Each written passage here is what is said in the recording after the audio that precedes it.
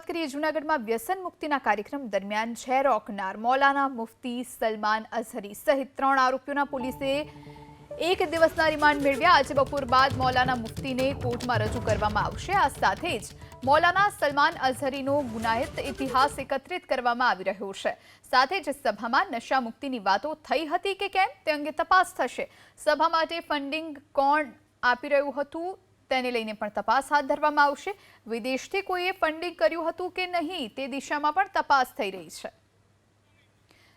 તો રિમાન્ડ માંગવામાં આવ્યા અને એક દિવસના રિમાન્ડ પર આ મૌલાના મુફ્તી જેણે ઝેર ઓક્યું હતું અને વ્યસન મુક્તિના કાર્યક્રમ દરમિયાન મૌલાના મુફ્તીએ ઝેર ઓક્યું હતું ત્યારે પોલીસે તેના સહિત 3 આરોપીઓના એક દિવસના રિમાન્ડ મેળવ્યા છે। આજે બપોર બાદ મુફ્તીને કોર્ટમાં રજૂ કરવામાં આવશે।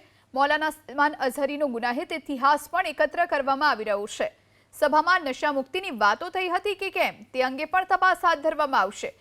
સભા માટે ફંડિંગ આખરે કોના દ્વારા કરવામાં આવ્યું તેને લઈ અને પોલીસ હવે તપાસ હાથ ધરી રહી છે। વિદેશથી કોઈએ ફંડિંગ કર્યું છે કે નહીં તે દિશામાં પણ તપાસ હાથ ધરવામાં આવી રહી છે।